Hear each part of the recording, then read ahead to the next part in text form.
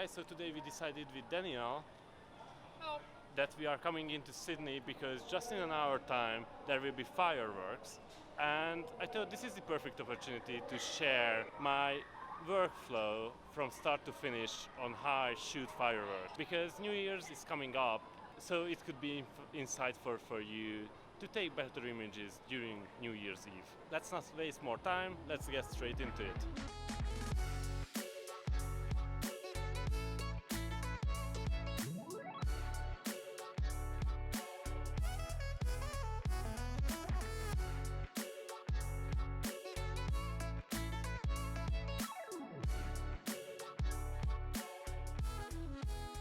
So for shooting fireworks you need a tripod and your camera, and I suggest that you arrive at least an hour before the actual firework is starting, because you need to find a good composition and you never know if the place will be crowded or not. For example, today we don't even know where the fireworks will go off. So we decided to come here to Harbour Bridge because I rarely see firework and opera house images from this location. And we tried a bunch of spots on the way, and I think we found the perfect spot. We just have to set up the tripod, put on the camera, and then relax and enjoy the show.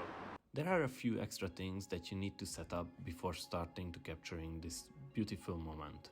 First of all, you have to manually select to focus on the subject you want. In this case, it will be the opera house. When you set your focus, you have to switch your lens from autofocus to manual focus mode. This way you ensure that the focus won't change during the set of images you take. Then go to your menu and drive mode and select 2-second intervals so you won't accidentally push the camera while it is taking a photo. Lastly, you have to set your shutter speed. The lower the shutter speed, the better, because the less post-production is needed.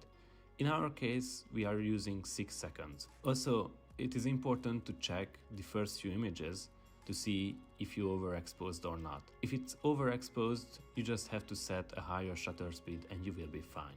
So once you get back home, you obviously download your footage on your hard drive and then import it into Lightroom so you can do a pre-selection of the images you want in your final composition. Usually what I look here is what are those images which capture the firework at its most beautiful state, so the larger it is, for example, or I look at the colors. So if I don't want to get green fireworks in my final image, obviously I won't choose a green one.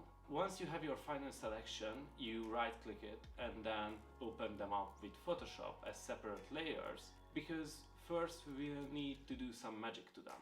So now on the screen you can see I have 3 separate layers, each containing a different moment from the firework. So you can choose any amount of pictures to include here. I just choose 3 for this tutorial. What you need to do here is, except the one which is below all the layers, set all the above layers to lighten. Once you removed any unwanted objects from your image, you can simply save it and jump back to Lightroom. Hey, Future Chris here. So as I was editing this video, I have realized that I haven't explained a crucial part in my editing process. If you look at these images, you can see there were a few ships passing by and even a plane. So to fix those little distractions, I just grabbed the spot healing brush in Photoshop and brushed over them. So at the end, I got a cleaner image. Now back to the video. Once you are back in Lightroom, you can edit it however you like, and then that's it. You got your banger New Year's Eve photo. If you like this video, let me know in the comments what subjects do you want me to cover next, and see you guys in the next one.